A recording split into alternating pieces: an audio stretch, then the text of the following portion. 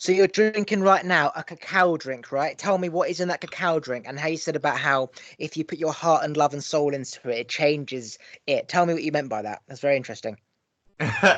Yeah, so I mean, there's many different recipes, and the way I've made it is sort of through things that I've learned from others who create it. You tend to usually drink it in ceremony, like for a full moon or a new moon or in gathering. Um, and it's an ancient Mayan, South American drink, or rather, the fruit of the cacao, which we create into mass marketed chocolate. It removes its qualities, its true spiritual essence. So in its raw form, you can do so many different things with it. But the way I ingest it is essentially I make like a hot, spicy cocoa, but it's cacao, which is the fruit, the seed. So in here, I'm not going to share the whole recipe because it's a bit of a secret, but I put like raw honey and ashwagandha, maca, which are things that are just great for you. They provide you with energy and balance and decreasing anxiety and giving you natural energy. Um, they're immune boosters. And cacao itself is filled with tons of magnesium, as well as a natural component called theobromine, if I'm pronouncing that correct, which is similar to caffeine, but it doesn't give you that shoot high and drop low kind of um, energizing and crashing effect. It's just a natural energizing property. And of course, as you asked at the beginning, and as I mentioned with the ceremonial aspect of the cacao, is that when you set your intention and either you I guess bless it or mentally set an intention in it and bringing it close to your heart and just envisioning um, it opening your heart as well as thanking it, because behind most things there is a spiritual aspect, and cacao is love, so they say, so it is known. So So I hope you that sort of have answers. if you don't take it, right, is your energy levels the same? So for um example, if you have carbs, you go up and you go down. Whereas if I eat all my ketogenic food, I've got the same throughout the day. So if you take that or don't take that, is it the same? Do you drop or do you go up and down to the level you were at before, where you don't feel shit, so you take it again? If that makes sense. um so I used to be a big coffee drinker, and I found that first, obviously, it was great. It would give me energy or whatever. And then over time it actually made me feel like shit. Yeah. So I sort of stopped taking, or rather taking, stopped drinking coffee, and I switched into making this drink because I had heard and I had experienced great things, and that it wouldn't give you that sort of high and crash.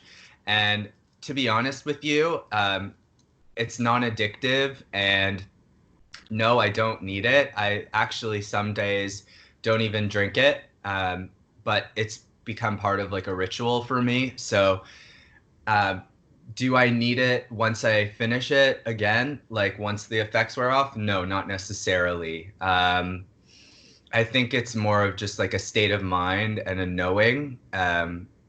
And it's because it's not addictive like coffee. You don't feel like you need to have another to sort of continue that energy boost or like have another hit, you know what I mean? So yeah. So this is just cacao powder that you can get in a shop. Just cacao powder, like cocoa powder. Is it cocoa powder or cacao? Yeah, so there is a definitely a distinction between the two. When you're Yeah. buying cocoa, it's been processed. When you're buying cacao, you'll see it says like the classic. When you read it, you're like cacao.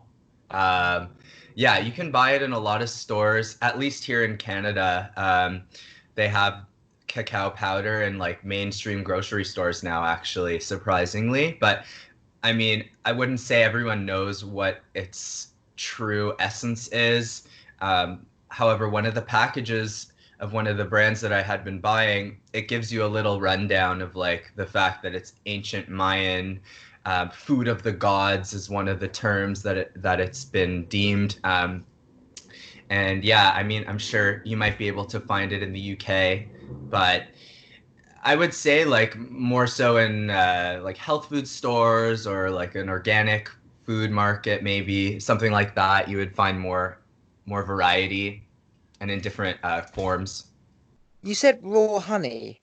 What do you mean by raw honey? Like you got Uh, squirty honey, then you've got like the solid honey. Is there like another yeah. form of honey after that? So it really is kind of like between. When you say solid honey, do you mean like the honeycomb or? So you've got the honey in the jar, which you use a spoon to scoop out. It's like really kind of, I suppose um, it's just like solid. And then you've got the squirty Yeah. honey, which you squirt. You said raw honey, so Yeah. So the raw honey is the one in the jar that's hard, right, and yeah. it's unpasteurized. The one in the squirty bottle, unless like it says it's raw honey, it's been processed and it's been stripped of a lot of its qualities. And then if you want like really good honey, you can get Manuka honey, which is a fortune, and like I can't afford to buy.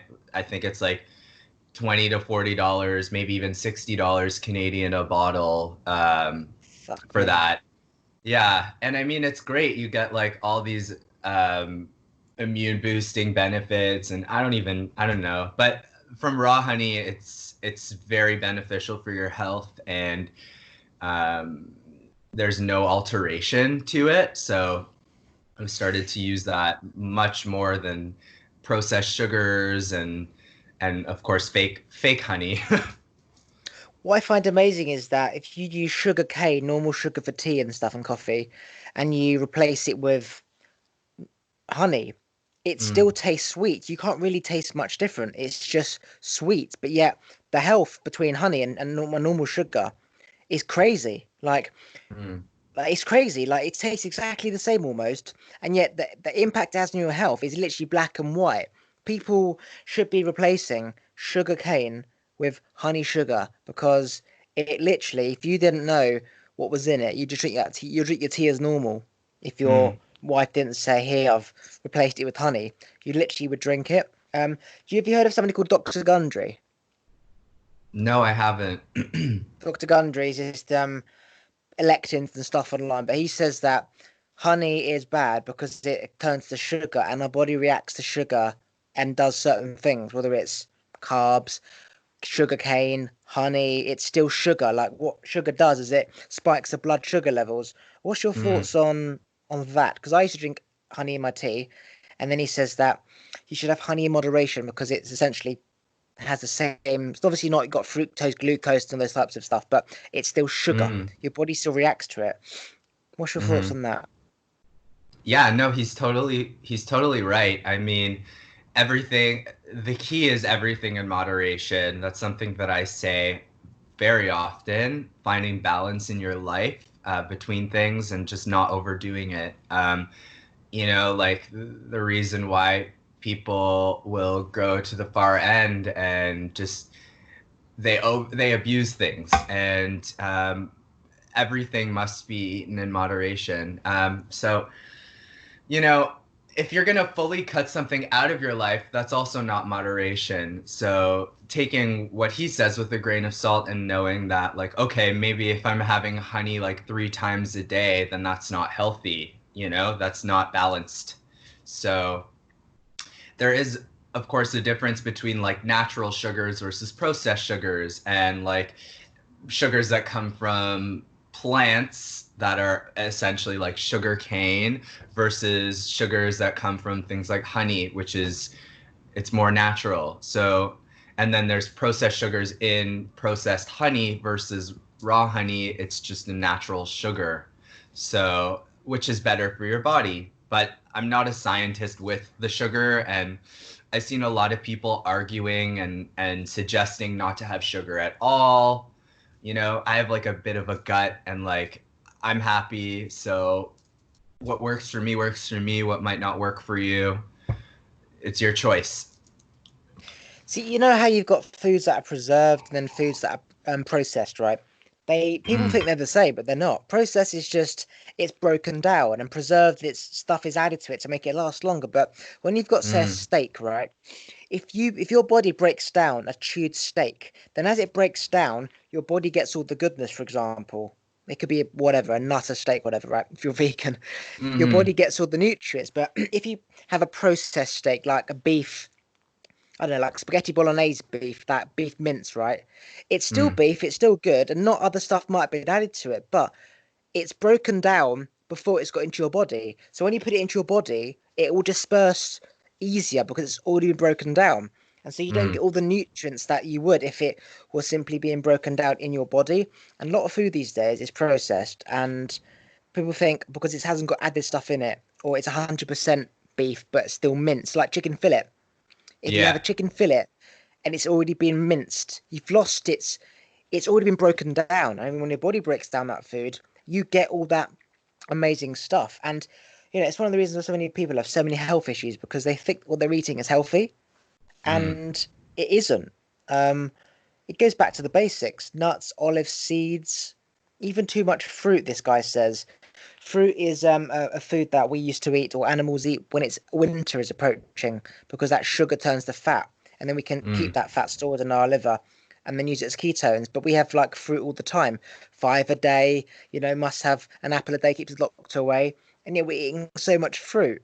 Um, but yeah, literally everything does a full circle. We mm.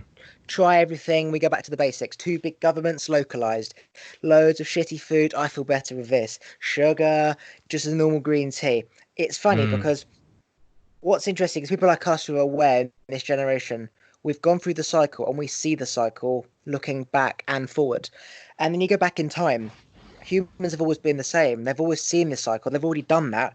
They've done our journey. We're just like another human being later on down the line. And it fascinates Yeah. me how when I used to look back and think about my journey,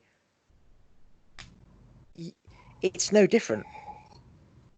Like humans back in the day, Monk, Jesus, Buddha, you, me, your friends, it's all the same journey, just getting to the same place. And you think, well, what's the point in Mm. any of it? If we're just going back to where we came from, what's the point of making laptops and TVs if we're just going to get so pissed off with them that we're just going to go and sit in the park and have a drink with our friends and talk? Like everything just has a full circle. You know what I mean? Yeah, totally. Now you've left me speechless. No, just flow. So you've been traveling, right? Yes, a bit. What's one of the greatest places you've been? Like what? Obviously, when you go traveling, you meet so many like-minded people. But what Yeah. place have you been that has just been like, holy shit, this beats Bali in Australia? Almost like a place in Fiji that not many people go when they want to go traveling. Hmm. Good question. I was planning on going to Asia these past few months, and that didn't work out. So I ended up going to California, and it sort of like happened on a whim. And, you know, it's so funny, like when you go somewhere without an intention and you're just like, what's gonna happen? Who am I gonna meet? What's gonna flow? Um, and things just happen so beautifully. Would I say California is like a majestic, untouched, magical land? Maybe a bit, but it's not like going to Bali, which I'd still like to visit. I've never been. But meeting just like-minded people in a conscious community, exploring events and such, going on hikes, seeing areas that I've never been, and just realizing how magical nature and all the time that has curated this landscape into what it is through erosion and through just the changes in what was maybe once filled with water is now, you know, just a canyon, or is just beautiful rocks with embedded rocks in it. these hikes are just magnificent. So now what would I say would be like so magical that I've been? I haven't been to Asia. I feel like that's where the most beauty is. But being in the islands, St. Lucia, there's these beautiful volcanoes, and this was before I began my journey. So, I mean, and I was with a person maybe that wouldn't have hiked, but I would have loved to hike and explore that terrain. Um, just like the landscape, you see it, you're on the water, you see these two mountains that are, I think they're inactive volcanoes, but covered in lush green, and it's like really out of a fairy tale. Do you know, like there's so much beauty out there that people have no idea. Like they live in a little city, Canada, America, England, whatever, and they Mm, have their local little field and they walk their dog and it's beautiful trees. But there's so much stuff out there. We're talking rivers, waterfalls, mountains, woods, fucking just so much stuff. Like mm. it's phenomenal. And there's like Stonehenge in England. Yeah, I haven't been, And but I've heard of it. so the stone is a massive stone on top of another stone, right? People are like, well, how did Uh-huh. that get there? Well, I suddenly thought about this the other day. What if that was underwater and the rocks floated? So it's easier to put a rock on top of a rock if there's water because you have Mm, the balance of water holding it up. mm, That makes absolute sense. And then as the water disappeared, you're left with the rock there.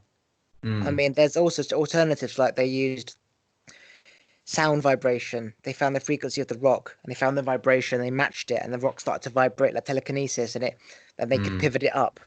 But the easiest scenario is underwater. It would have been underwater and they sort of pushed the rocks. Like they pushed it and they swam with the rock and they pushed it and they whatever in their boat and they were pulling it along and they put it on top mm. of that rock. That seems a much more explanational thing. And even the pyramids, for example, we're thinking about how Yeah.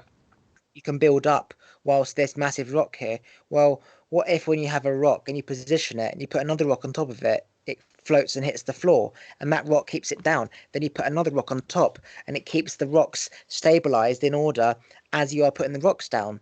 Mm, That makes absolute sense. And there's a YouTube video about this pyramid in, say, the Antarctic that's being uncovered because it's now melting away. So we're coming mm, across this pyramid.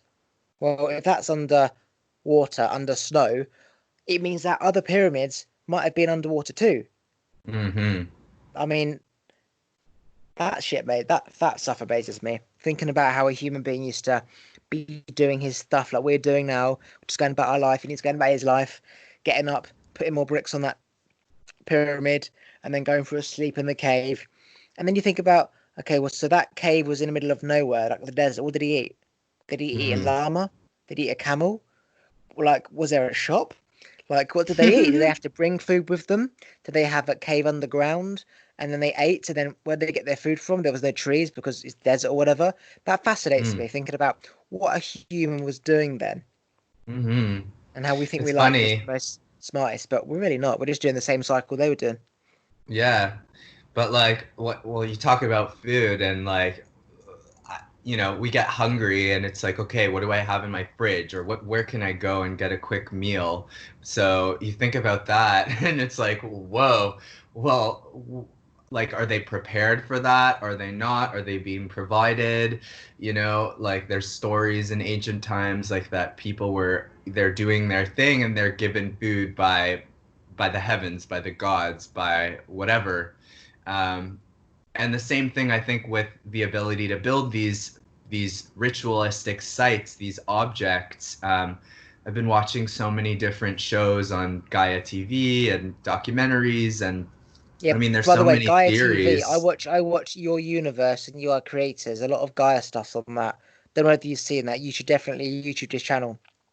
You Are Creators and Your Universe. They have Okay. so much amazing broad topics like um people are spraying sulfuric acid into the universe to counteract the emissions, right? And then they have another Nice. video about the Egyptians and how they used to use sound, and then they have another one about Mm, how sound can cure cancer. So it's like so many different vast videos all about the same thing. Um, mm. Ancient skulls of people and how big their skulls were. Check it out. Honestly, you'll love their shit. I watch it every night before bed. I put on another one and I fall asleep whilst listening to it, and I wake up not knowing what I've listened to, but knowing I've got this amazing knowledge in my brain. And Yeah. middle of the day, I start thinking about something, and it's obviously because I listened to it last night, and I don't know. It's amazing. Nice. Yeah, the shows on that network are incredible. Just, I find anytime I turn something on, I learn something new or I expand my knowledge further on a topic, and knowing that there could be so many theories of what people did to build, and the knowledge, the technology that they've been passed on by possible what could be said as the gods or other entities that have helped our ancient ancestors and civilizations do these things, is magnificent. So if only we actually knew, that would be just like an easy answer. But thinking about it and wondering is I think it's more magical, because you're like, huh, well, it could be this, or it could be that, or it could be that way. Who knows? See, I believe that when we die, we leave an energy vibration, call it a spirit, yeah. But that energy spirit Mm, vibration is a walkie-talkie, it's an antenna. You can tune into those thoughts. You can tune into his thoughts and what he was mm, doing, just like people can tune into your thoughts right now. The difference is that, for example, 500 years ago, his vibration is going to be made up of limited stuff. So I saw trees, mountains, food, whereas your consciousness is made up of traveling and barley and food and drink and stuff. So there's more to tune mm, into. But like psychics, they tune into your energy. And if you are putting it out there because you want it to come back from the psychic, they'll be able to tune in. But mm. if you are just present, they can also tune in and they can also do that to past spirits. Um, that is It's like a amazing. frequency. It's a like that Yeah, anyone vibration. who's ever been on the planet, whether they're alive or they're dead, their energy is still there. You can tune in. Like when you go to an old place or an old house and you say, "Oh, I can feel his presence." Like there was an angry man here Mm, who was he used to do this. You can feel that presence. Now, being a ghost there, in terms of he's still aware, throwing marbles and shit like that and knocking, no. That's mm, you focusing on it, like quantum physics, where you focus on it, you collapse the wave, you create enough charge via observing, and it affects it. Like you focus on a TV, it feels the mm, charge and it clicks. Oh my god, it's a ghost. No, it's just you focusing on that thing falling off the shelf, and it does. But the alternative is that you can feel the presence of the old angry man who used to be here, or the child that mm, was locked down in the cellar. You can actually feel how she felt being locked down. That is absolutely real because her presence when she was in there before she died, her energy's still there. And so you can feel that energy. mm. Language is just frequencies, and you can tune into different languages, different frequencies. So that stuff is amazing. How you can go to some random person's house, an old lady who was stuck there for 30 years. You can literally feel what it was like to be her, and you could Mm, become her spirit. Like you could imagine what it was like just mhm, based on that person. So we just all go into one, right? We just all tune into one molecule. That is amazing. mhm. Well, we are collective consciousness, and we all have intuition that may or may not be used or tapped into, that vibration, that frequency. We're conditioned, right, by society to think, feel, sense, whatever, our five senses that holds us down into the ways that we feel. But if you sort of get outside of that and don't restrict your knowledge, as you're saying, don't sort of predetermine what's going to happen or predict. And even myself, like, I get stuck in that sometimes. It's like the classic anxiety, like wanting to control, like predicting things, making sure everything's in order. Like, no, just let go of that and see what comes. I mean, a lot of us also, if not anyone, can be a psychic if you break down those barriers and let go and see what the universe wants to channel with you, to you, through you, what have you.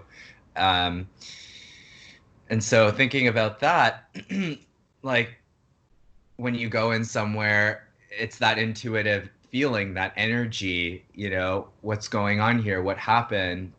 And you talk about the deceased. So are you familiar with Kabbalah? No, what is Kabbalah? Well, it's it's a Hebrew word.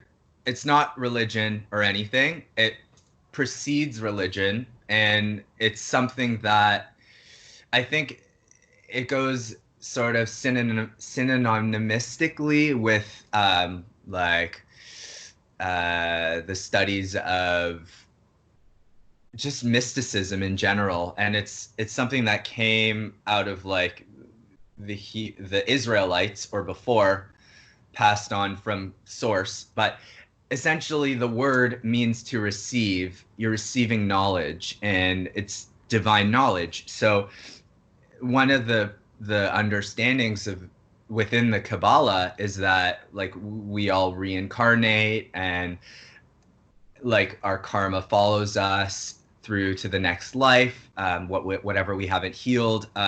But the knowledge of like spirit, and that who we were maybe in that one lifetime, can in essence carry on, and you can still tap into that frequency, whether or not the soul has reincarnated already. There's still that memory, that vibration.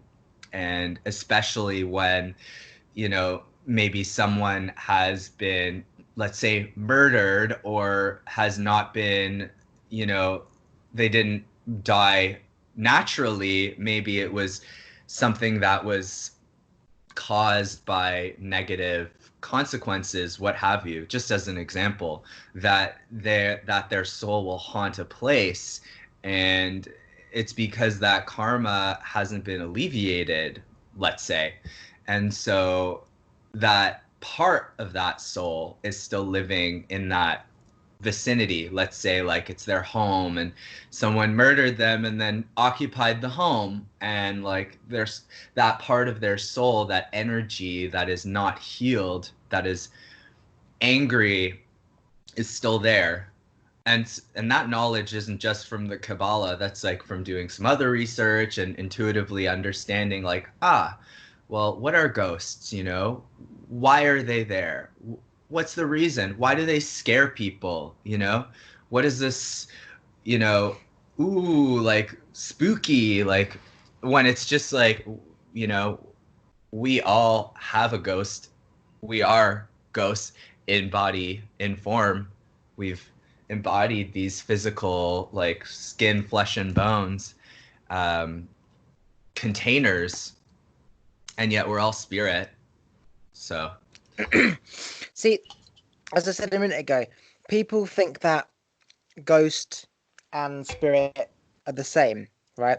So the theory of a ghost is that someone is there in the spiritual world doing something as if he was here in the physical world, right? I believe that when the body is in the ground, it's dead. But the feeling of them before they died is what you're feeling. For example, if you didn't plan to die, if you had a car crash or whatever, and he was planning on cutting the grass, painting the walls, taking a shit, or he would normally take a shit at a certain time, let the dog out at a certain time, the dog's going to be waiting for that person to come home, but they never come home. You're waiting for your dad to get up and take a wee at 2 a.m, because that's what he would normally do. For example, that person has a car accident, that pattern has changed. So you feel like he's there taking a wee, letting the dog out. But all you're doing is tuning into his programmed mind of what he would normally do. So you're feeling like he's still there going to the toilet because that's what he was always planning to do until he died, for example. But if you suddenly die, suddenly, the patterns aren't, you can't prepare for that. But if somebody is older, or somebody's got a disease and they are slowly letting go and giving up the will to live, and they slowly start to die, well, you saw that person dying, you saw that person's personality disappear and go, like a parent with dementia, for example.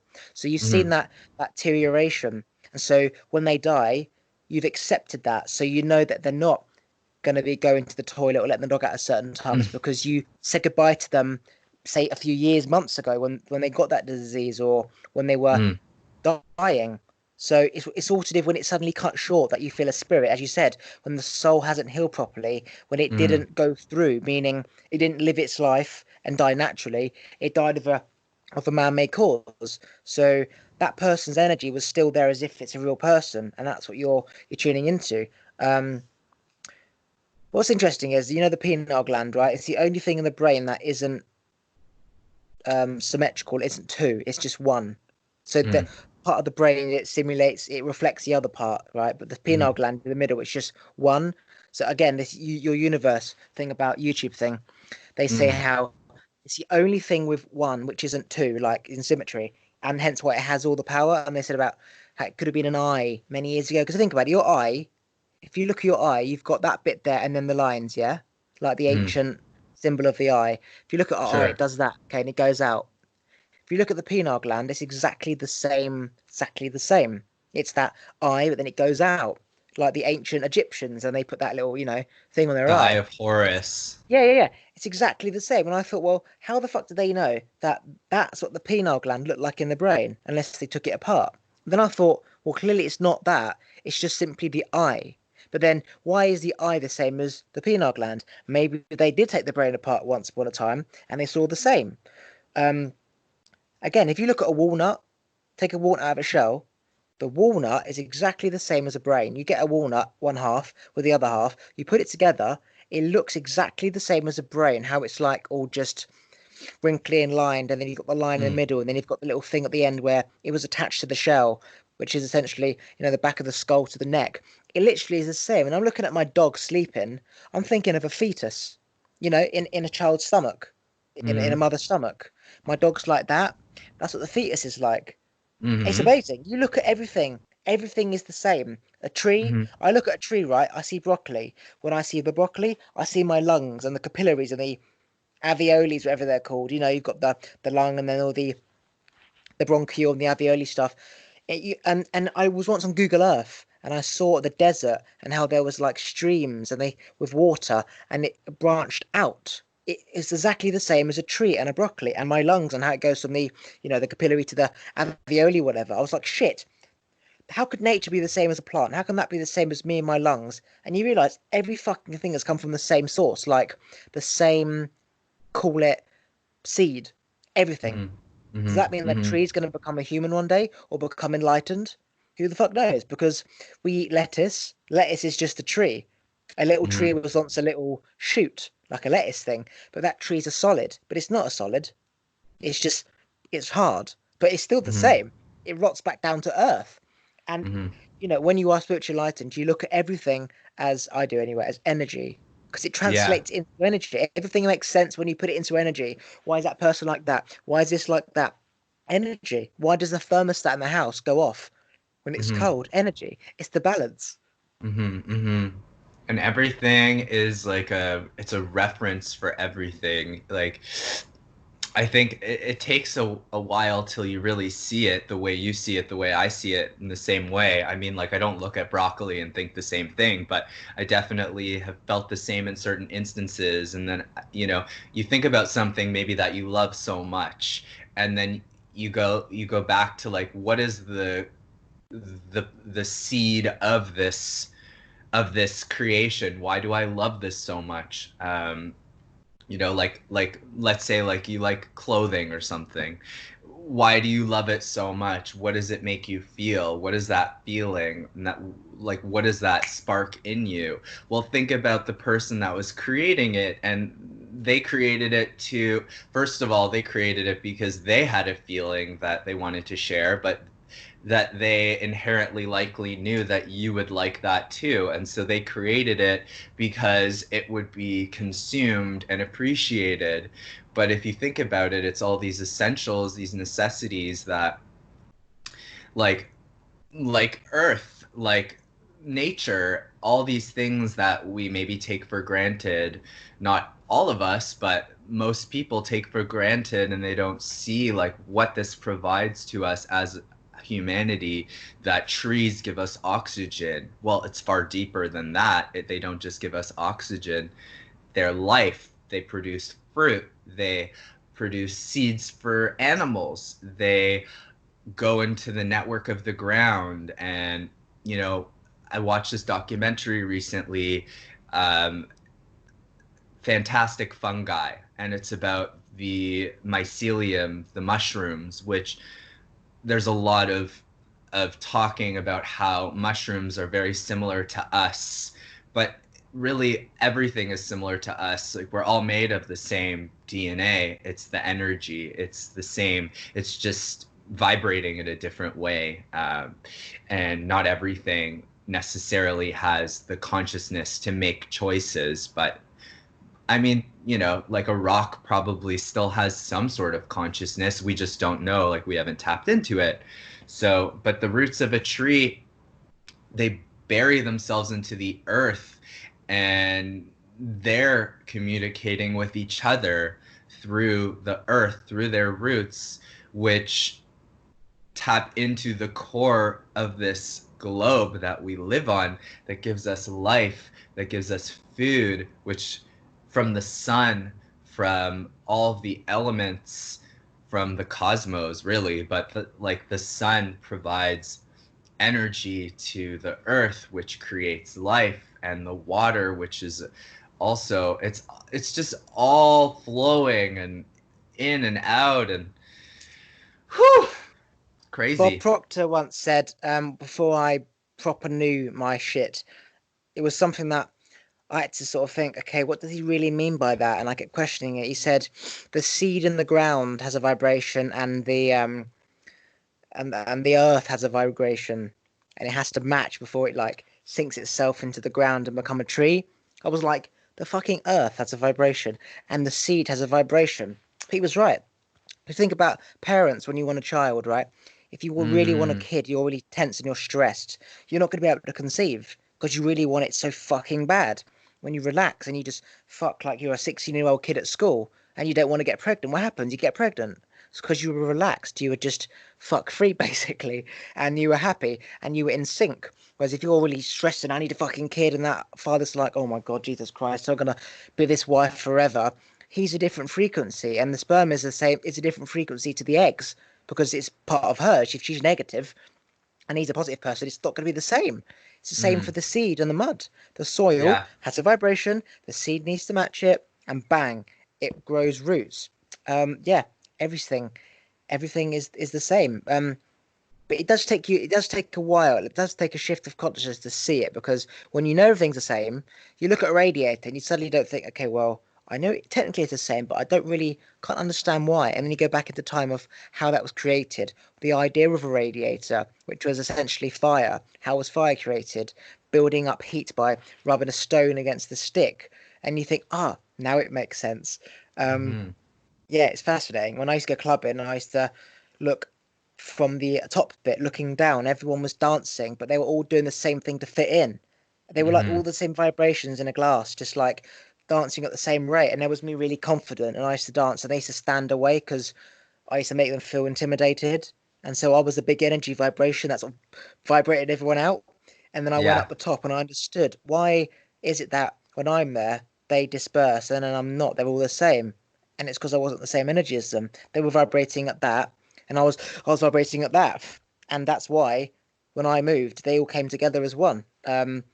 Again, that was fascinating because I saw everything in terms of the spirit world, not the energy. It was spirit before energy. I believed in ghosts and afterlife and shit, and then energy. But yeah, I saw Mm-hmm. dancing spirits, just like there was no body there. There was no skeleton. It was just ghosts, spirits. They were just vibrating, and it was Yeah. almost like when you're at school and you look at a square, and you know the diagram of electrons and atoms in a glass, and if there's six in a glass and there's no space, but if there's one, you know what I mean. I Mm. saw the whole room as that square, and everyone was a vibration. And I'm like, that's what Yeah. they meant at school. Didn't realize it until 20 years later, but that's what they meant at school. Like that textbook analogy of particles in a jar, like water, and gas, and it's more dense and stuff.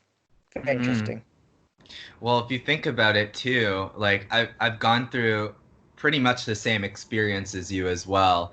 And I think that also comes from the fact that going clubbing is to I guess in a way conform, but you get together with like-minded people doing the same thing. You're drinking, doing drugs, whatever, getting on that vibration of the same consciousness of just going there to lose yourself in the music. But not everyone is, I guess, gifted, or rather has that confidence in them to let loose and be themselves, because they feel like everyone's watching. I got to look like everybody else. I got to do the same thing. I don't want to stand out. I want to be like everybody else. I need to just keep drinking so I stay in that consciousness, I need to do more drugs so that like it's just the same. And I mean, I was in that state of mind too until I broke out of it and realized, and I think a huge part of that was cannabis for me, was expanding that awareness and consciousness, and just like, it almost like helped me take myself out of my body where everyone else is and be aware of everything as it's happening as a learning experience, and an understanding of what these spaces are for, what things that they drive, i.e. purchasing more liquor, paying an admission to see a DJ and just be together, which is not necessarily a bad thing. I mean, you are collecting and enjoying things together as a collective, and that's beautiful. But in going through that shift and sort of coming out of that, and I don't really go clubbing anymore myself, because of that. It's not the right place or state of mind maybe for what I feel like my vibration is. And I started dancing the way I wanted and feeling the music truly, not just like numbing and being a part of like a group and just bottle service, or like, it's like you lose that meaning, that essence, um, at a certain point. Unless you don't realize it, then it's just, that's the ride for you. um, but yeah, being in a space where you can be free is so important. And I don't know if you've been to like certain maybe like ecstatic dances, or just like certain gatherings where it's about conscious connection. When you peel away the numbingness of everything, and you're talking to people and vibing and healing and being around community, it's so beautiful. Like, you know, music festivals in general are magical, but festivals like Burning Man or others of the same consciousness, where it's about the collective and sharing and exchange and love and doing things that are good for you. It's just magic. And the things that you realize through those experiences, and of course the connections you make that are authentic and real, versus like the people that you're doing blow with till like 6 a.m. that you never talk to ever again, but you thought that that was like the most magical night ever. Like, that's not real, that's a drug. So What I find fascinating is that there is spiritually enlightened people who are very against like alcohol and say smoking and drugs. It's all about just oxygen, water, pure stuff coming into your body, like healthy food and shit. And then there's the alternative enlightenment group where they're all about hallucinogenic drugs and DMT and mushrooms and stuff, and yeah. drinking and having a vibe together. And they pretty much know the same stuff, but the difference is that they're using substances to kind of stimulate that high, which I call the feeling of enlightenment, which I think that people who don't need substances already have. And Mm. I find that the people who don't need it, often when they try it, for example, they don't actually like it, because now they haven't got that feeling of control like they automatically had already without it. Hmm. So they go back to just water and green tea, and that's good enough. So, but they know the same thing. So is it simply that they've not realized that it's almost like they've gone from a child and what they used to do at school and clubbing and drinking, and they've uh, grown mentally, but they're still doing the same physical stuff that they were doing growing up? It's almost like watching the same TV program for mm. years just because you've always watched it, and you haven't realized they actually fucking like this. Like, what the fuck? Or is it simply they want to connect in another way, additionally to just being spiritually enlightened? Like, I think that you might be able to give me the answer because you might know both types of people, whereas I'm only doing it based on analyzing those types of two people. You've almost got like Okay. the hippie enlightenment people, right? Uh-huh. Australia, never come home, and then and then you've got the spiritually enlightened people that just fuck off to the mountains by themselves. Uh-huh. You know what I mean? They need Yeah. people versus the other person doesn't. They need themselves from nature, but the other person's all about the vibe, man. Like, yeah, come over for barbecue, man. You know what I mean? Huh. What's your opinion on that? It's interesting. Well, I think a big reason why I've shared that story in like my experience with clubbing is because I'm sort of going between those two worlds. And, at one point I was drinking and doing drugs, like just like everybody else. And then it came to a point where I didn't feel like good anymore. And I was like numbing myself. And um, I sort of stopped all that and just, I mean, cannabis has been consistent in my life and it's all personally I feel like I really need. But then it gets to a point with something like that where you can be abusing that too. It can be like a drug. It can be addictive. And in fact, it has been for me. So, the last few days I've taken a break from that, which hasn't been easy. And, thinking about when I stopped drinking alcohol for the first time for a while, it was like it was both easy and hard at the same time because I knew that it was time for me to give it a break, but also like it was a part of my lifestyle and I feel like it brought certain connections and experiences. But then when I took a break from that, I opened myself up to a whole new group of people that I would have probably never maybe had I stayed in that same state of being. And so when you think about that, for me it was the substance, but if you think about it in a sense that like there are people in the spiritual community or spiritual consciousness that either do this or don't do that at all, it doesn't have to be related to that substance. It can just be a personal choice, a way to force yourself or open yourself up to a new community and change that vibration in yourself so that you open the doors to something new or welcome new connections in your life. Um, Now, there's a lot of talk, and I've heard like a story about how there's people who will become the most enlightened through meditation and they can achieve the same thing through doing acid.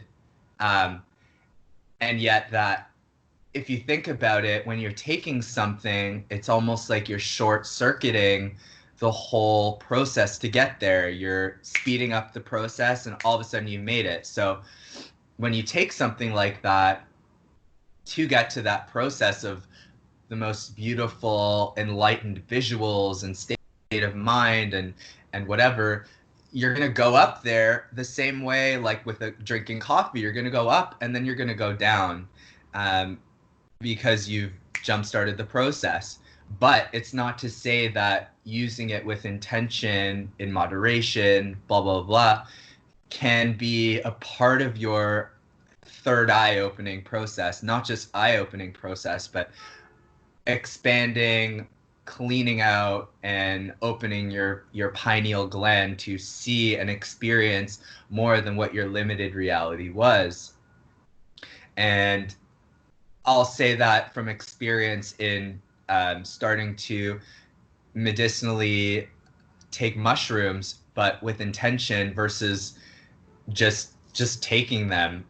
There's a difference there. And same with cannabis as well. The same with drinking my cacao. I could just drink it and hope for the best, or I could not control, but I guess program the reality through words, through intention, through vibration, and not to control it, but to give guidance to it and to activate the medicine for what it is. Now, for those that may be enlightened and sober, to think that they may try something and not like it, well, wouldn't you say that maybe their mind is closed off in a certain way that they can't experience something and experience life holistically, that they can see maybe a different side of things through medicine, through psychedelics? It's up to their personal, you know, experience. A friend of mine who I met post ayahuasca experience, who is a completely changed person, was the type of person that they shared with me. He was doing ketamine and like smoking tons of weed and doing all these drugs and psychedelics, and it just wasn't, I guess, enough. And now does absolutely nothing. And I feel like that's maybe an extremist perspective, or someone who has an addictive personality that can't dabble in things or can't try things in moderation, is like one way or the other.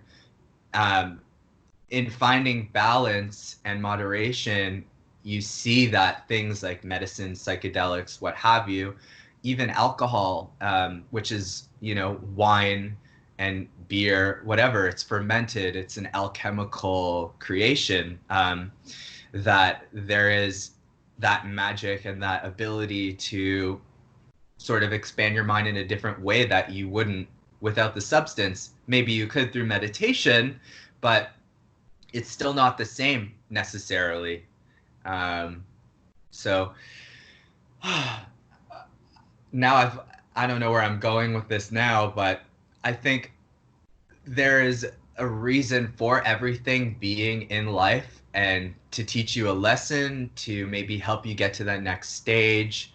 But when you abuse something, whether it's sobriety or it's not the exact opposite of sobriety, that's out of balance too, unless it is balanced for you. So without judgment, everyone has their own experience to go through, their own journey.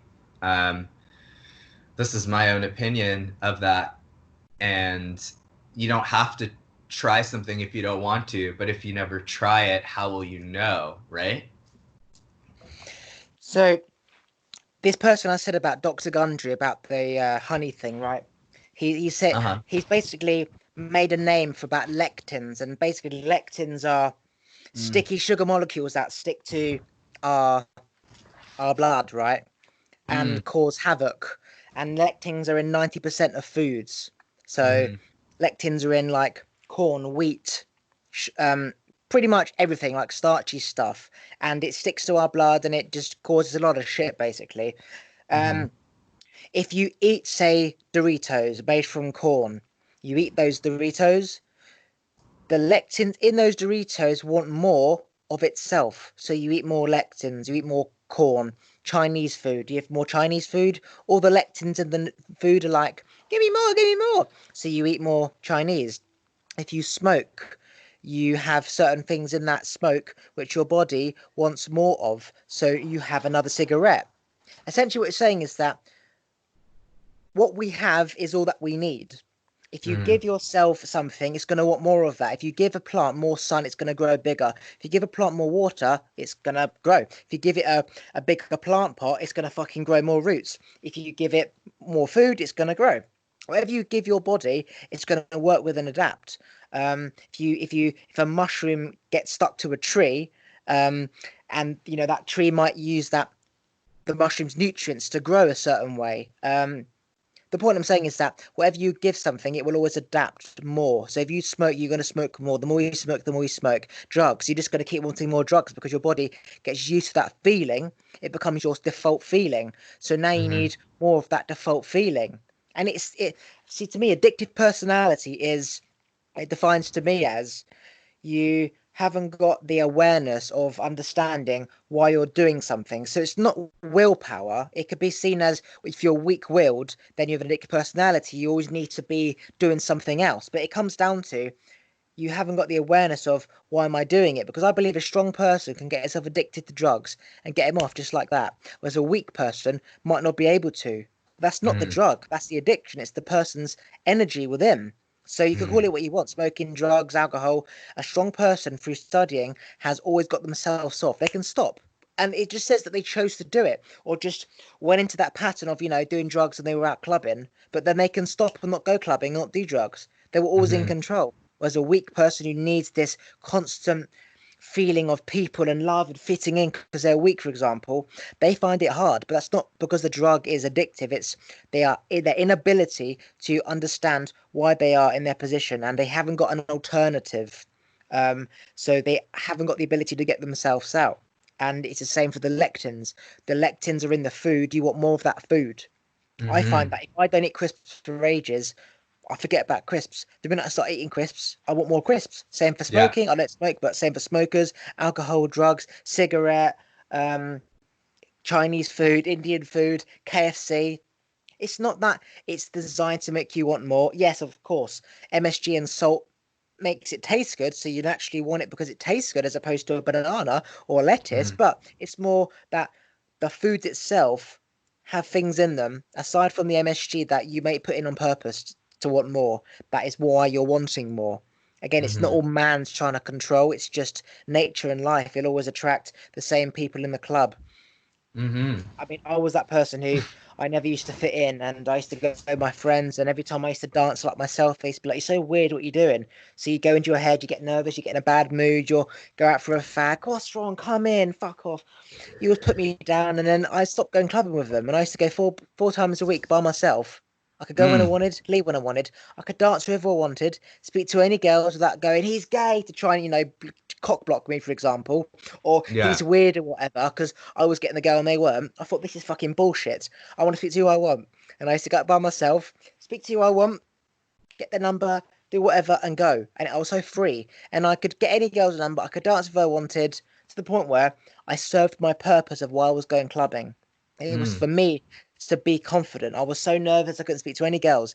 I was so nervous, my heart would pound. The thought of dancing with somebody. But then I overcame my fears and I spoke to anyone. I danced how I wanted. People said, "Man, you're so inspirational. You're so confident. I love it. I love you." And then you get that feeling you're looking for of being accepted. And then mm, I stopped going clubbing and never went clubbing again since. And that was like say 5 years ago. I served my purpose. My energy raised to the level that I was supposed to be in tune with. And now I'm in tune with it.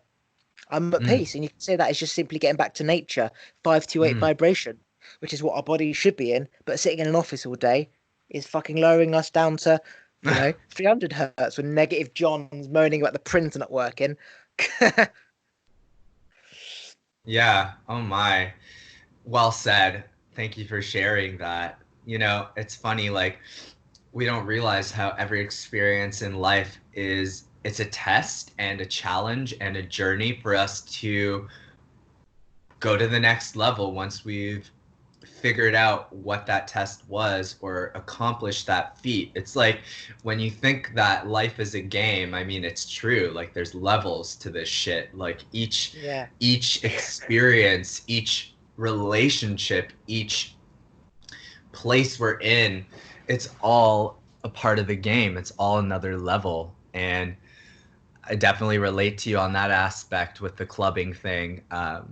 You know, going there for connection, for finding myself, for feeling free and dancing with the music. And Not learning not to give a fuck, knowing that people are judging you, but breaking past that barrier of just keep going rather than stop. And then eventually they stop bothering being negative because it's not working and they don't bother anymore. So you can either let them take you down or you take them down by I'm gonna dance how I want to, it's not gonna affect me. And then they mm-hmm, just don't bother. And it's not their fault because you naturally put out what the energy you're made up of. If you're with people who are negative and you're negative around people, that's all you're going to know.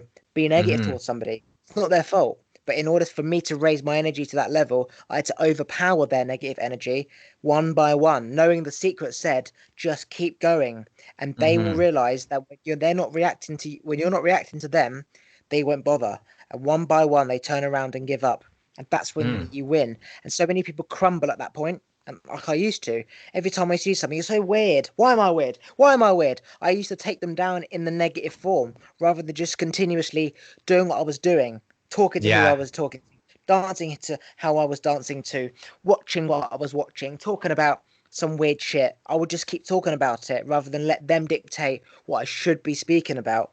And growing up, for example, you say everything teaches you a lesson, for example. Well, if you're at a yeah, certain negative vibration, you'll attract the equal person, the negative prick, for right. example. But Yeah. if you were simply always a high vibration and you were just going around until you found that one person, we'd all be single until we have the one. And the one is when you become enlightened and you attract the exact same, the twin flame, for example. But the Hmm. people who you go out with and date during school days, well, you're stuck in this system where that's all that's there. So it's like, okay, well, she's hot. I'll date her. No connection, but that's it. And so you have that relationship and you realize, okay, the looks don't mean shit. It's all about the connection. And you take that knowledge to the next relationship where you sort of don't have any hopes of a good looking person, but look for the connection. And then you keep evolving. So you are simply just attract as you go through life people on that frequency in terms of where you're going to end up in terms of your highest self. And if you've got a weak energy, then you're not going to keep evolving and going through different relationships. You'll just sit in that toxic one and put up with it because you're that vibration. No one else is going to want that vibration. Like, who the Mm, fuck's going to want that negative charge bullshit when he's an enlightened being? So when you look at it like that, you're just the sun. You're just a plant guiding towards where the light is. And if it's over there, it'll go over there. And if it's over there, it'll go over there. And if the sun doesn't move, that plant just keeps going there. And then yeah. we're the same, and then we die. Well, what if we realize that we are that light and everyone is light, but some people are darker than light? They let their darkness come through. That's the negative energy. And then when we realize, like, it took maybe you a while and it took me a while, it doesn't happen in an instant, but you realize that, like, you run your own movie. You are the star of your own movie. When someone else who's like, let's say a criminal or a bully, whatever is in your movie, even if you think that they're your friend, if they're putting you down, they're not the good guy, they're the bad guy. They're trying to trigger you, they're trying to get a reaction.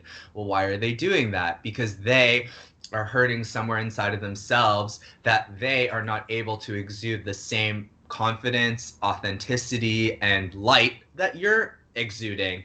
And so that trigger within them, their negative ego, is going, oh, well, why don't I put them down? Even though they're my friend, I can do that because I'm closer with them, and it's not going to be like me, calling someone out in the middle of the street like a real asshole would be, but it's still not right. And you know, when you realize that these people are there to test you, to put you down so that you can shine your light through them and them away, that then you can really be your authentic self, that you always were. And then it only allows you to grow bigger and brighter and raise your vibration higher, because when you're with people and as you say, when you're communicating or putting out that vibration, the law of attraction gives you what you put out. Like, what you put out, you receive. So if you're,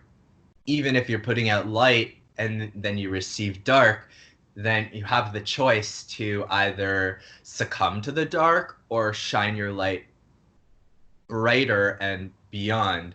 And a lot of the times it's so hard because you believe everything you hear. And sometimes it even comes from our own parents. I know my own parents are huge tests on me, and I still react to them, but I mean, living alone helps. And I see them when I see them. I love them so much, but like, they don't understand everything that I'm going through. They have their own conditioned values and ways of being, and they will make their own assumptions, judgments, and have their own opinions of things. And whether that's empowering or not, it's my job to not succumb to or believe everything that they say, growing as my own individual with my own consciousness, my own, not even personality, my own um, my own essence of who I am, who my soul is, more than what this conditioned personality by our parents, by society, by friends, by media, etc., has made us become. So raising that vibration through exuding our light is inevitably how you grow. Or, if someone is just like constantly going through the same processes of, as we say, smoking, it's because like they're fulfilling or repeating a pattern that is just taking them to the same place. It's like when you hear a song, I mean, I love repeating songs if I really love that song, but it's also like I'm not growing, I'm just staying on the same track, and over and over repeating that feeling, like I'm trying to get to that feeling through that song, which is like it could be like a drug, same thing. When you grow beyond that, when you allow yourself or force yourself, for me it's been a lot of force. um Astrologically, like, if I was to define myself, title myself, my sun sign is a Taurus. So in knowing that, I've shifted my consciousness around that, because there's so much more to us than just our sun sign. But in knowing that, like, my natural traits are to stay in my comfort zone, to be lazy, da da da da, like, not moving, not changing, not doing. And that's the negative side. And the positive side is so much more. Um, and in forcing myself and going against the grain, going against what is comfortable for me, getting outside of that, I've really grown so much. And anyone can do it. I mean, it's just so easy to stay in your comfort zone, so easy to stay with the same friends. um, but if you think about it, like, are your friends really empowering you, or are they holding you back or keeping you on that same level that you are holding yourself back from because you're scared to maybe go explore new realms, new people, new experiences, and grow? And maybe those friends won't stay with you if you go, but if you never try, then you're just going to stay the same forever. So, I mean, what's better, or what's right? You said about the journey to enlightenment. Well, for me, when I became aware of this whole new life, I had a choice.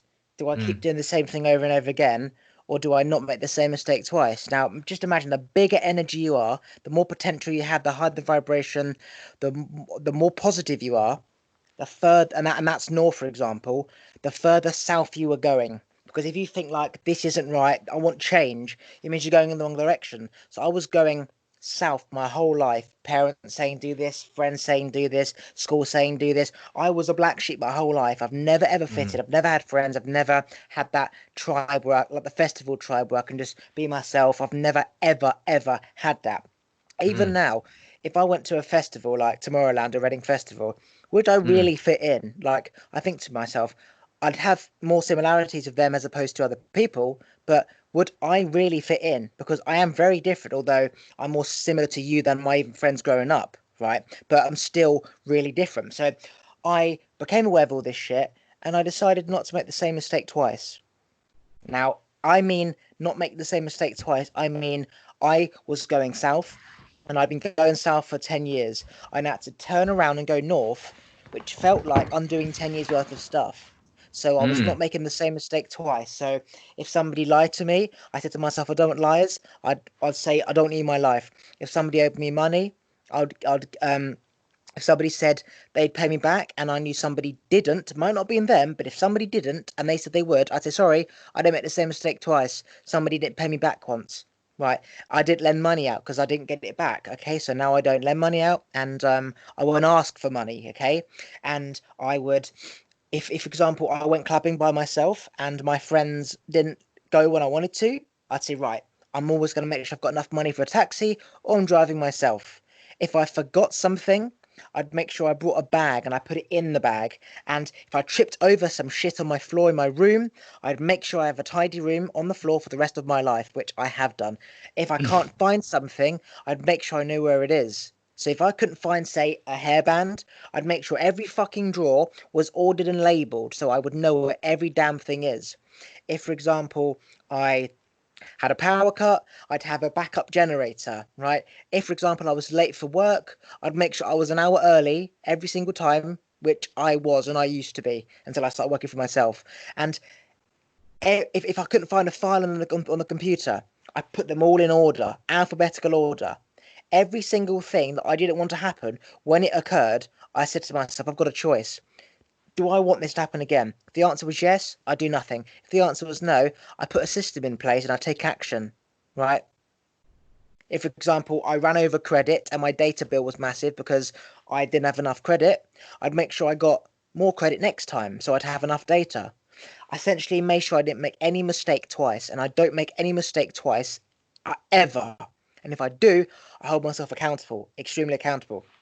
So, for example, if I don't want people to be late, I make sure I'm on this podcast 10 minutes before and I'm not late. If, for example, I double book, I find that why. And that's because I didn't have lines on my board. I just writ them and it went into like the one below, which I thought was Tuesday, but it was Monday. I can't make a mistake twice. And by never making the same mistake twice, you realize the pattern you are in isn't no good for you, because if you wanted your ideal life of being in harmony with everything in order, people are on time, you simply just be by yourself, because your friends are always going to be late, they're always going to ask for money, they're always going to borrow money, they're always going to fuck off, I'm just trying to get this girl's number when you want to go home. You can't be in that cycle. So by not making the same mistake twice, you're analyzing, I'm not happy in this situation, how am I going to be happy? Well, I don't want this, and this to happen. So you take action, and when you do, you realise you're a black sheep in the field by yourself, and you think you need to fit in with the white sheep. No, just just go to another field by yourself without the white sheep. That's it. Just do what makes you feel good. And you essentially take yourself out of that situation, and you're just a little black sheep in the field, rather than why am I black and these sheep are white? Why I need to find black sheep? No, you don't need to find black sheep. Just find a field by yourself. And by Mm-hmm. doing that, I don't have any friends anymore. I don't make any mistakes twice. I'm extremely happy. Point I'm making is that anyone wants to be enlightened, they just have to not make a mistake twice. So if something pisses you off, if you can't find this thing, don't blame your mum and say, Mum, where's my scarf? It's under your fucking coat, under your bullshit on your floor, which you didn't hang up. So you don't blame your mum again. So it's like, right, I can't blame my mum. So whenever you think, where she put this, think, statistically, she hasn't done anything. It's me. And I always find it somewhere in my room. So before you attack your mum, that's called reacting, you respond. It's probably on the floor. And it is on the floor. And you think, wow, I could have been really negative to her, made myself feel shit because she feels shit. All because I didn't hang my shit up. So now I'm going to hang my shit up because she doesn't deserve to have me yelling at her saying, where's this? And this is my own story. I used to be like that. Mom, where the fuck is this? I don't know. And it was just fucking clutter in my room. So again, if anyone doesn't make the same mistake twice, you become enlightened. And for me, it was like, when is it going to end? They said, don't keep making the same mistake twice. And I was not doing that, not doing that. It was like, when the fuck is it going to end? Because essentially, I was undoing 10 years more of things I didn't want to happen, which just kept happening again and again and again. Friends kept letting me down, and I still kept inviting them, and they let me down. I just said fuck off and never saw them again. Mm-hmm. But for me, it felt like it never ended. But then it just ended. It's like having 1,000 emails to deal with. You think, fucking hell, when's it going to end? 99, 999, 1,000. Silence. No emails coming in. Peace. That's when you've not made any mistakes up until that point and you've addressed all mistakes. Now, for example, if I do something which I haven't done before, like I don't hang my shoes up, which I didn't have before when I was, sorting my shit out, that's an issue. So now I can either align them up somewhere in the cupboard or allow it to continue and trip over them. So that's called managing your emails as they come in. So now if something happens I don't want, I address it. I put a system in place. For example, my coat was hung on the back of my door. When I shut my door, the zip got caught in the door. It fucked up the zip. So now my coat was broken. So now I hang my coat on the other door. Because so when I shut it, it's not connected. Again, Mm-hmm. simple shit like that. If I can't, leaving money in your jeans, leaving your keys in your coat, leaving your fucking wallet and your ID in your pair of trousers. Where the fuck is this wallet?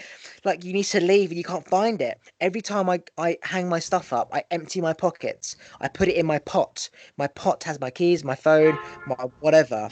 Before it was fucking hell going through all my jeans. Where the fuck is this fucking thing?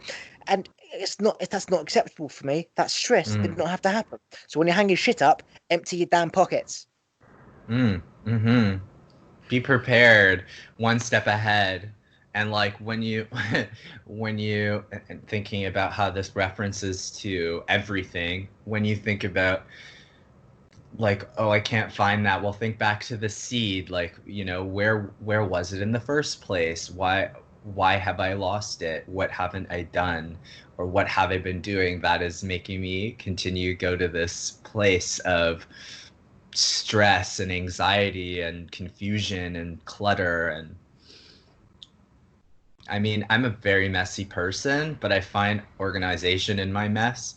But I've learned to force myself to clean and organize before the mess becomes that organized mess, so that when I am looking for something, it's not in a pile of shit, that it's put back where it's supposed to be. And I mean, living alone, like it's so easy to just leave clothes lying around and not have the responsibilities, because you know my parents aren't like clean your room or clean your kitchen or the kitchen or do this, do that. And you know, so at first living alone was hard because I was lazy, and I'm still lazy, I won't lie, but I'm a lot better. And you know, sometimes like when it gets really bad, then I'm like, oh shit, well, this is my fault, but I won't get stressed out about it. And that's a huge thing now too, is instead of getting to that point of reaction, just like pausing and going, why are these feelings bubbling up? Why am I about to blow up? It's not worth it. That's just going to make everything worse. Just breathe through it, you know? Or if a mistake or an accident or a crazy thing happens, like, you know, often I'll be like making things and it'll like spill everywhere. And this happens to me pretty often, actually. And, you know, I think, you know, I used to be like, oh, fuck, like, why is this happening? Like, you know, and now, like, I see things like that happen, and it's like, probably because, if not definitely because, I'm not taking my time and I'm rushing. And I'm, you know, there's no need to rush, but society conditions us to rush. And you know, you got to get here like on time. And for me, I'm like doing everything last minute, so I'm always rushing. That's how I've been. Now I'm learning to, you know, do things slower, earlier, you know, not in such a quick, rushed way, but take your time. Make sure you have the time to take that time, so that you don't get to that point of like, oh fuck, why did this just happen? You just fully avoid it altogether. Yeah, it's like if you have weeds growing in your garden, for example, right? Those weeds haven't just randomly come from somewhere. They has to come from a seed, and often that's come from another weed, which come from another seed, which came from a weed. So if you don't weed your garden and the next year there's more weeds, what the fuck did you expect? Life is just going to grow more of the same thing. So every time there's a weed, pull it out. Every time something happens, address it. For example, you probably have your bowl of cereal and you put it on the side and you'll do it later, right? And then you need a bowl of cereal quickly.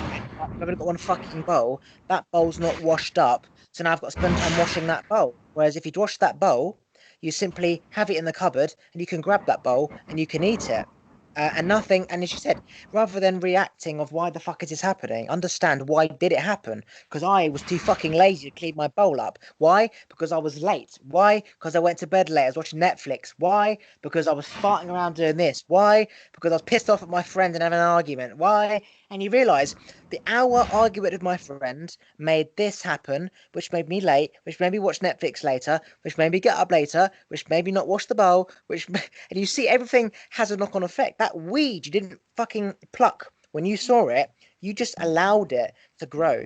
So now next time you think, right, I'm not going to waste time arguing with my friends when we're not going to get anywhere. And unless we're going to get somewhere, I'm not going to bother speaking. Goodbye out of my life forever, or we address this and move on. And so now you've got the hour back and it's all fast forward. You're earlier, your bowl's washed up. You can then get a new bowl. What was I going to say? Something for you to do, right? When you walk in Canada or just walk down the high street or walk in a busy town centre, I want you to walk forward, right?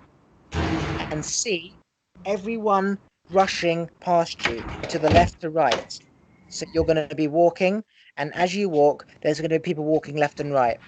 When you become aware of that, I want you to slow down, and you'll see people are getting further and further ahead because you're slowing down.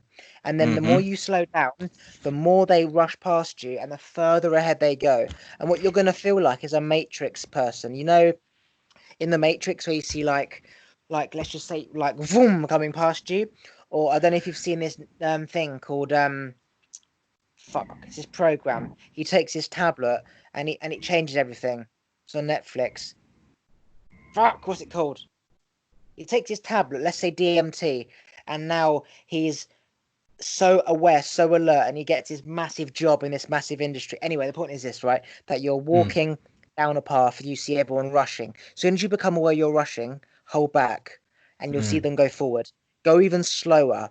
And now see yourself from a bird looking above. There's this fucking idiot walking so slow, and everyone else has to get around you. They're like, move, fucking move. And you're just sort of walking and taking your time. Not getting pleasure out of them going, fucking, what are you playing at? Just because that's reacting. Responding meaning they're angry, not your fault, not their fault. Let them vent that anger that they're late for work. And now you are just here, walking really slow, going even slower. Everyone is rushing. It seems like they're going quicker, but they're not. You're just going slower. And you'll hear people like, fucking idiot, move out the way, you prick. And just smile.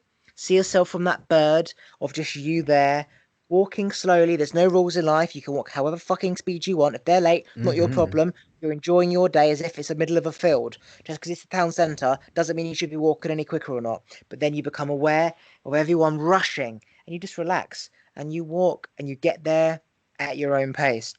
I used to do that and it's amazing. That's called being so present and so aware that you don't give a shit about that person calling you a cunt as he walks by because you just understand late for work and that's not his fault. And you have an enormous power that you're not with the flow. As in, remember me looking at the club? I saw the people below dancing as spirits, and I saw myself as like the god and the spirits.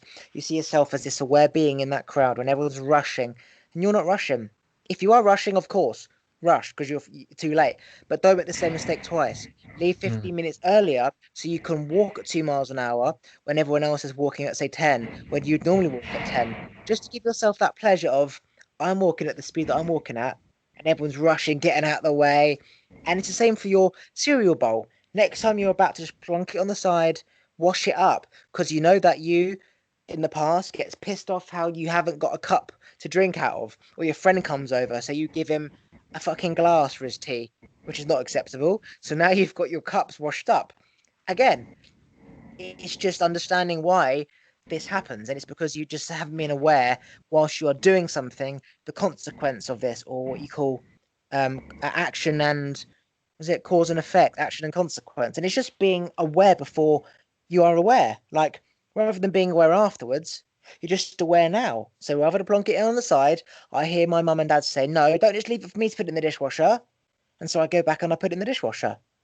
That's just that voice is me, it's God, it's my mum, it's my dad. It's the right thing to do. So now when I just plonk it on the side, I hear my mum going, don't just leave me doing it, and I feel guilty. I put it in the dishwasher.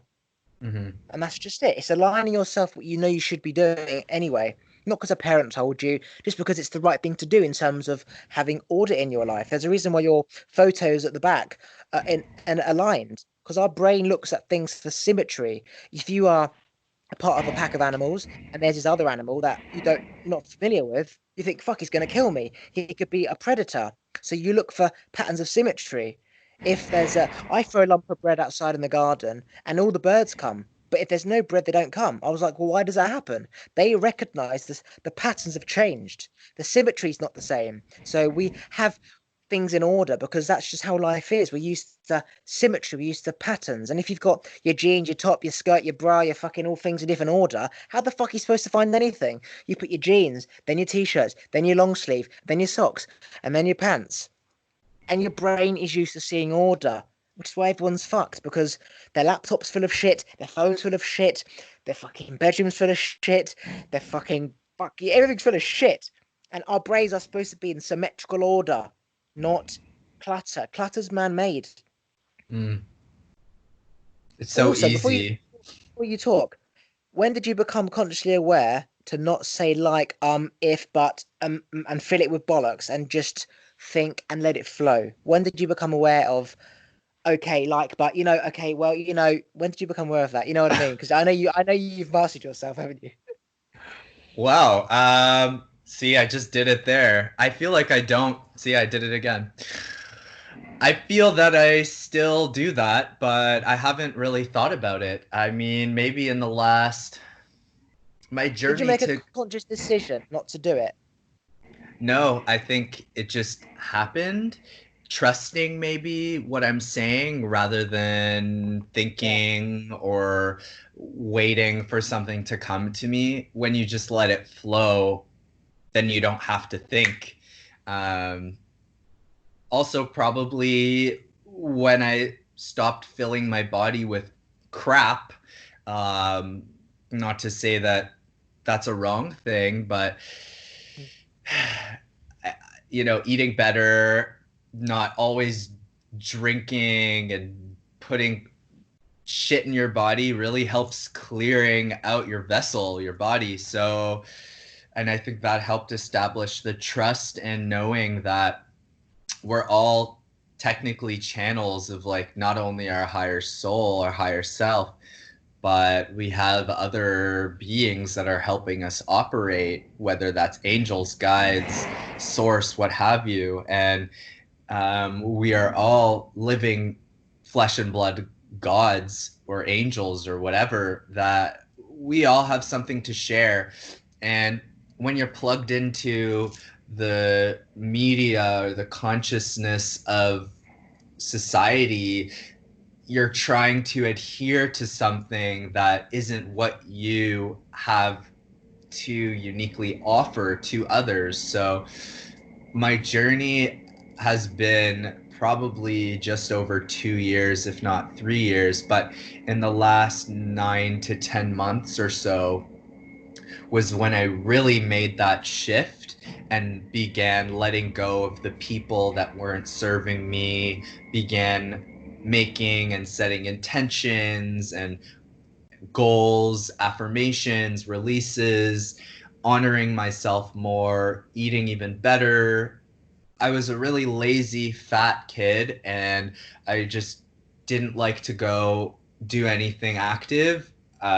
So, in shifting into that, I think all of these things have helped to clear my mind and help me trust and know that, I mean, not to sound righteous or cocky, but like know that I have gifts and magic to share that all of us do, and that I don't have to mistrust what I have to share because it's all divine. It's all coming out for a reason, even if maybe in the past I would be uncertain of like what people would react to it, but I was probably also speaking out of a negative perception. Whereas now I've retrained how I speak, and I used to cuss a lot, which is okay. But it is negative. There's words hold vibration. And so, shifting that as well and making or allowing my vocabulary and speech to become cleaner and more musically sounding has, I guess, innately eliminated the mistrust, which would be like, whatever. But I still do it. I'm not perfect. Yeah, no, neither me. Like I say it sometimes, but when you're aware, I find that when I'm in flow, I don't say it. When you Mm. get when you're thinking or you become aware that you're doing it, that's when you do it. People say to Yeah. me, I sound like a book. You sound like I am a book, like an audio book. Because when I'm speaking, I'm thinking ahead, not consciously, but just unconsciously. I'm sort of already seeing where the sentence is going to go, when the commas and the full stops are going to go, and then the tone of voice goes up and then it goes down. And my dad used to always say to me, stop saying okay after every damn thing you say. I used to be like, okay, and so this happened, okay, and then you know this, okay, just stop saying okay. He made me so aware every time I say okay or like, he used to Mm. say it's a lack of intelligence, which is true. Intelligence meaning knowledge, self-belief and knowledge. If you believe in your shit, preach it. That you could take your time, as much time as you want. If it's good enough, they'll shut up and listen and let you Mm. think about your next word 2 hours later. Whereas if you have doubt, then you need to fill it with something because you're questioning your own self, thinking they're judging you. It's like if you mumble, you think they're going to judge you. Well, if somebody is waiting for you to say something and you don't know where you're going, they're going to be lost and they're going to feel stupid because they feel stupid by the fact that it's almost like, are they not understanding because they're stupid, or are they not understanding because you can't explain yourself? So Mm. now it's like, okay, I'm not going to allow myself to feel stupid because I'm not stupid. And by listening to you, you're making me look stupid, like I don't understand what you're saying. And really, it's him not explaining what he means. Does that make sense? Mm-hmm. Like I Mm-hmm. found that when I'm very smart in my head, but when I was growing confidence and I started to speak to people, people used to turn their nose up at me because I didn't know where I was going. And I felt as if that they felt stupid, the fact that they didn't get me. And it was almost like, right, well, before you think that I'm the stupid one, I'm going to say you're the stupid one. So they'll be like, what are you on about? What are you on about? So now it's okay, I didn't understand because you're stupid, rather than I'm not smart enough to understand and follow. So they flip it around before they are the ones who look stupid. When really, it's a mixture of both. Because if you're there speaking to someone and you've not got the wisdom, it means that the energy isn't in channeling properly. So it's almost Mm-hmm. like when you observe somebody speaking, they mumble. Have you noticed that? When you wait for someone to speak, you take away their energy because you're observing them. And the fact that they haven't got the energy to speak in the first place means that that person is kind of waiting for you to fuck up rather than waiting to hear what you've got to say, opening up their self to absorbing your knowledge rather than, where the fuck are you going with this? And then you crumble like I used to do at school. So you wouldn't have been there in the first place. And of course, they're not the same energy. They're not going to get what you're saying anyway. So it's a waste Mm. of time. Whereas someone who's aware knows to listen, open themselves up, don't judge, don't think where the fuck is he going. Trust that if you just allow him to go where he's going, he will be able to go where he's going and will understand. Mm-hmm. I don't know where I was going with this. If yeah, the feeling of knowing and trusting where you're going with your sentence, and that if you get a bit lost, don't fill it with like, if, and but. Just pause, put a comma in as if you're reading a book, and you'll find your way. A sentence in a book, right, isn't just it's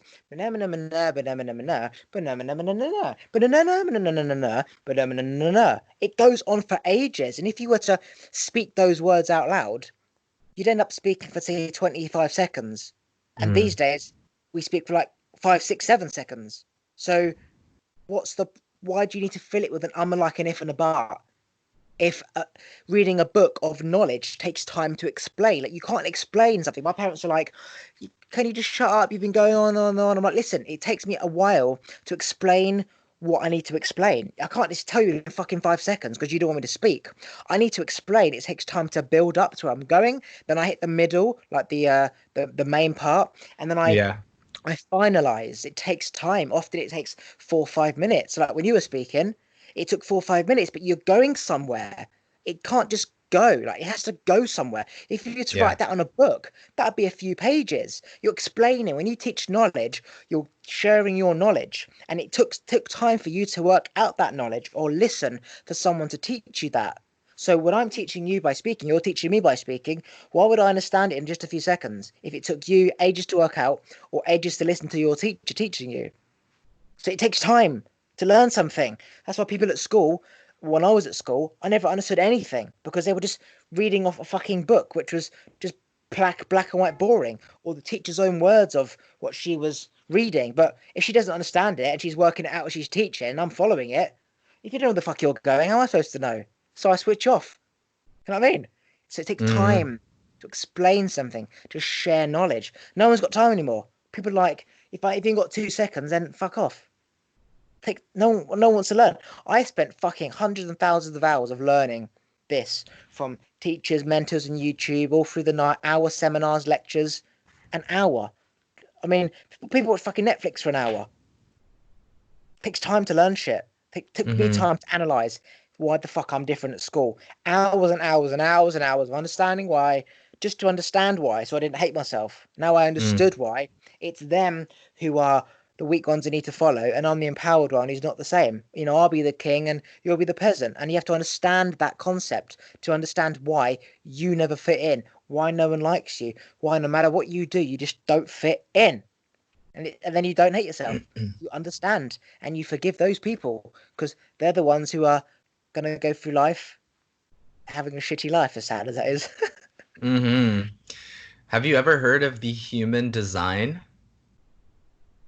What? No, what do you mean by that?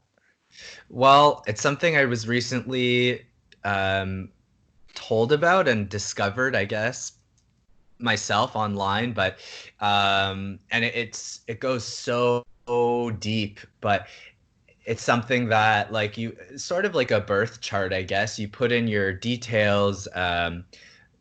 I forget, but you put in a whole bunch of details. You can look it up. There's some free ones that you can do, and basically it tells you what kind of design you are as a human. And there's I think 4 or 5 categories, and not that like you need to sort of prove anything, but I guess in a way it can affirm why maybe you feel like you are a certain way, or maybe if you're doing something in society that it isn't truly who you are. And basically I would suggest that you or anyone who's listening to go and check out what their human design is, because it could innately change their perception of their life and understand what type of human that they are. And there's, I believe, there's a manifestors, they're generators, generating manifestors, um, uh, one that's like, I think, an outsider or something like that, and then one that's a, I forget the word, but the last one was like essentially the king or something, that you don't have to work, although like everyone has to work in this day and age to survive, but you are the type of person that um, you're not the initiator. Someone has to reach out to you to share your knowledge. And like I discovered that that's what I am, and that I don't necessarily always go out of my way to find someone. It's like someone will reach out to me, and then I can share or guide or do or, offer my knowledge, my expertise, what have you. And I'm learning still. I'll be learning my whole life. I love learning. I've learned that I'm the type of person to be learning my whole life. In fact, this human design might have even told me that as well, affirming it. But it's just really funny because I've always been the type to like not want to do things and just have things offered and then flow with that. And it's funny how this worked out. Like someone put you in touch with me, and then that's how this flowed, and now here we are, and I'm sharing my knowledge with you, and you're asking me questions and I'm sharing that. And so it's funny how things flow like that. um, and then aside from that, just this popped back into my head, but how you speak about how communicating and how we as a society have just such short-term attention spans to listen or to do, and we prefer to do something easy versus spend the time to learn. And I mean, I'm a victim of that too. But, we could go and watch a funny movie on Netflix or order some food off like Uber Eats or whatever you have in the UK. Like, instead of taking the time and investing our energy in really like putting love and creativity into a meal, or signing up for a course or watching like an hour, 2 hour lecture or listening to a podcast and putting in our focus so that we really, it's like you paid to go see a movie, but it's not that you're like it's not a transaction truly. It's like you've invested your time, your essence into something so that you receive something in return. I guess the same way like one might go for to learn in school, which may or may not be the right thing, but you know, you do gain something out of that. You get a degree or you learn a trade, what have you.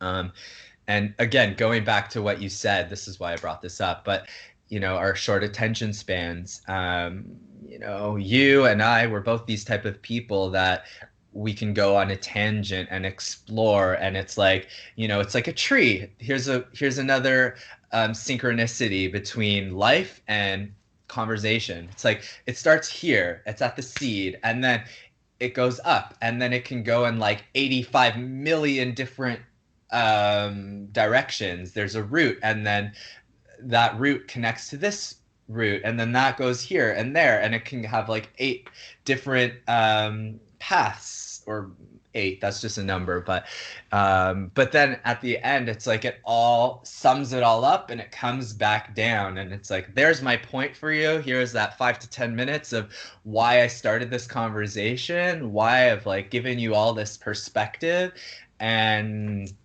but now do you understand? You know what I mean? So you know, I use this example, right? A doctor who smokes telling a patient why they shouldn't smoke and that they're going to die, right? Yeah. So someone who doesn't really want to change will say, well, you're not doing it, why should I listen to you? That's besides the point. I'm giving you the knowledge that a smoker or a non-smoker can give you. If you wish to improve your health, listen or don't, right? But at the same time, there's no reason why that doctor can't stop smoking.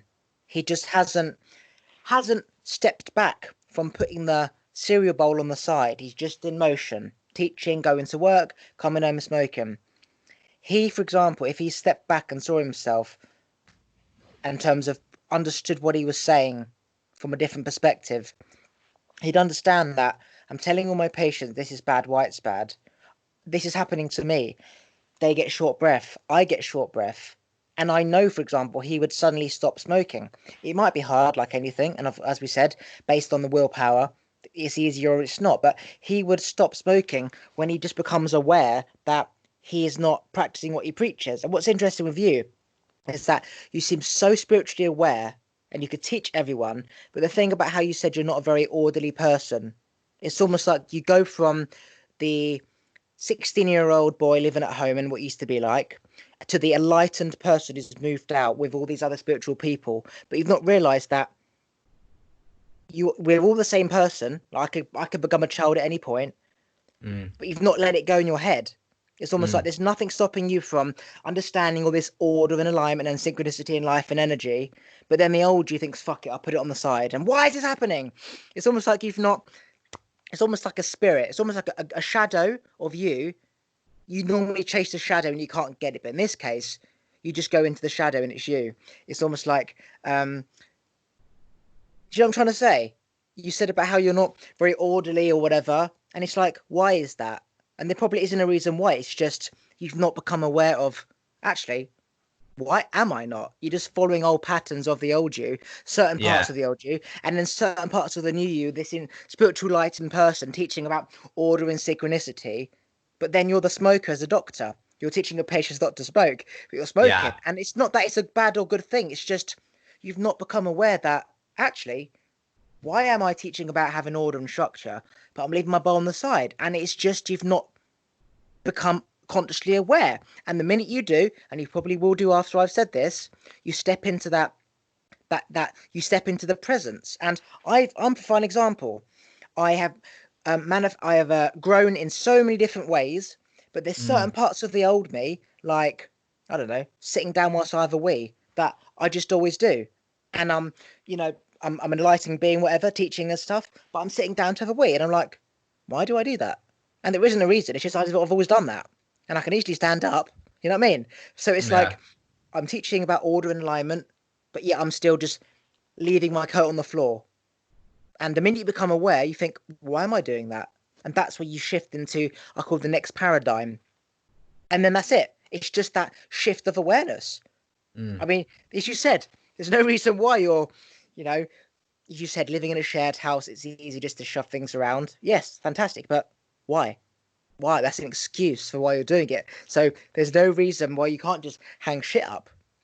That's the bottom line. It's just becoming aware of I'm a doctor smoking, teaching my parents to smoke, teaching my patients not to smoke. Why am I doing it? I don't fucking know. I just never thought about it, and that's pretty much it. That's people's lives. They just don't realize. They just haven't thought about it from another perspective. I call it moving into your shadow. It's a Mm. fantastic analogy there. Moving into your shadow. I like that. Our shadows are innately a part of us, and like, you know, I think when you, instead of react to it and you let yourself come into that knowledge of like, okay, I'm preaching this, or I am aware of this, but I'm not maybe doing that, that you realize that it's okay. It's a part of the process. Like, Yeah. there's no rush. And, you know, if you want to make that change, you have the ability to choose to make that change.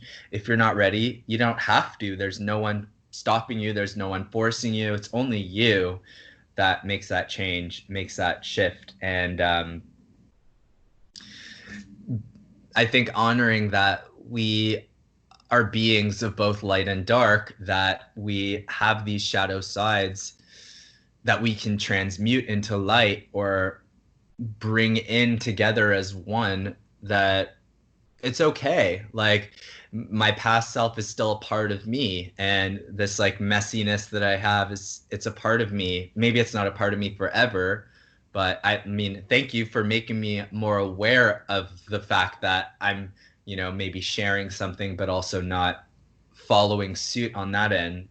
And it's Yeah, certainly I something will say that that I will say that fascinated me because I'm aware when I'm teaching something and I'm thinking I'm not doing this myself. I feel like I'm uh lying to somebody when I'm teaching because I'm all about practicing what you preach. And sometimes, occasionally, not very often, but occasionally, I find myself saying something like, "I'm on a ketogenic diet." I try to stick to ketogenic diet, but uh-huh. then I'm not religious on it. Like I'll just have a KFC when I want to. But I find Mm-hmm. myself like I feel like I'm not being 100% honest. But then I realise, even though I don't see like if but all the time, I'm human too. I can say Yeah. sometimes. I can just have a bag of Doritos. So just because you're not 100% practicing what you preach doesn't mean you can't say something, knowing that it's not 100% true if your intentions are good, which is to teach wisdom and knowledge rather than mislead. But so yeah, sometimes I become aware that I'm not doing what I'm saying. Like for example, you come across this like spiritually awakened person, but then you say I'm messy. It's like it doesn't add up. It doesn't add up. Simple stuff like it's like our brain's made up of millions of shit. You can solve 99.9 hundred thousand things, but there's one thing that you haven't done yet, and that's the evolution of going from a million things to address, like the email situation, 1,000 emails to deal with. Some people Mhm. don't deal with it at all. Some people only deal with half. You've dealt with 90. You've dealt with 998, and the other two is just messiness and order. And Mhm. you'll deal with that one email, 99, 9, 1,000. And again, as you meet people, they teach you something. And Mhm. everyone else you've met has taught you to where you are now. Maybe my job is to teach you to have some order. And then you've got 999 emails. And then you might be the Mhm. perfect human after that with only one thing left to do. And then Mhm. that's that journey. I mean, it all happens at different times. I remember when I was going through journeys and, like, for example, I'd go clubbing, I would eat kebab, and I would, for example, this is not me, but people would do drugs, eat shitty food, not get good sleep, smoke, and fuck with that condom. And then you sort of, okay, I need to wear a condom, I need to eat well, I need to sleep well, but then I'm still smoking. Why am I still smoking? I don't know. It's the same reason why you eating kebab fucking without a condom, because they were all doing it. So it's just the shift in awareness, like, why am I still smoking? And then you quit. Mhm. Like, for example, I was a messy kid, that's all you've ever known. But why am I messy? I know not to be messy, but why? And then you think, like, why am I smoking still? And you stop. And every time you throw your shoes on the floor, you remember me saying, or your own voice, Why are you doing that? Put them in order. And then it takes a second to line them up. And then you've Mm-hmm. evolved even more in one day than you were the day before. And then you just have to maintain that evolution and make sure that you align them up. Like I'm human, for example, occasionally I'm so comfortable in bed, I just, take off my trousers and fling them across the floor because I just can't be asked sometimes. And then I wake up the next day, I've got to pick them up. I'm like, for fuck's sake. And I remind myself that is why I hang it up. Because then I have to Mm, wake up in the morning, trip over them, spend time putting it in the wardrobe, puts me in a bad mood. And it reinforces my reasons for why I'm doing this. And now mm, I have less days where I think, fuck it, I can't be asked. Because I remember how I felt when I thought, fuck it, I can't be asked. It's almost like I'm in bed. I know I should be going for a midnight walk, which I do every night. I think to mm, myself, it's not how you feel now, thinking about the walk. It's how you will feel having done the walk. And then I go to that mindset of how I feel when I'm walking and how I think back to how I felt in my bed if I didn't walk. So I'm going into the future as an excuse to kick me out of bed. I'm thinking about if I fling it on the floor because I can't be asked and walk 2 feet into my wardrobe, how I will feel when I have to trip over that and hang it up. That is what makes me align my shoes up, put my shit in order, empty my pockets after every time I go out with clothes on. And it takes mm, work, but then it becomes part of your routine. Think about it. mm-hmm. People in London, for example, people go on a train an hour to London. They walk 20 minutes to the station and then they walk 20 minutes to the shop and they do that all over again. What, 2 hours just to go to work? But yet you can't be asked to walk 2 foot or 10 minutes into your wardrobe. It's a mind thing. It's a Yeah. mind thing. How can that 10 minutes be even compared to your 2 hour journey to work? It's a mind thing. So once you get used to into a routine, your body becomes used to it. You become used to putting your cup in the dishwasher, bowl on the side in the dishwasher. It doesn't take any difference. Side, dishwasher. It's the same distance. It's a mind thing. Mm-hmm. And that's it. Right, let's cut this short because my parents are looking at me because I want to go for a walk because we're going an evening walk now. Quickly plug any social medias, podcasts, whatever you want to plug right now, websites, Instagram, whatever. So my Instagram is the word illusory, but with a J. So illusory. My name's Jory. So it's a kind of a play on words about the fact that we live in an illusory world. So follow me on Instagram there.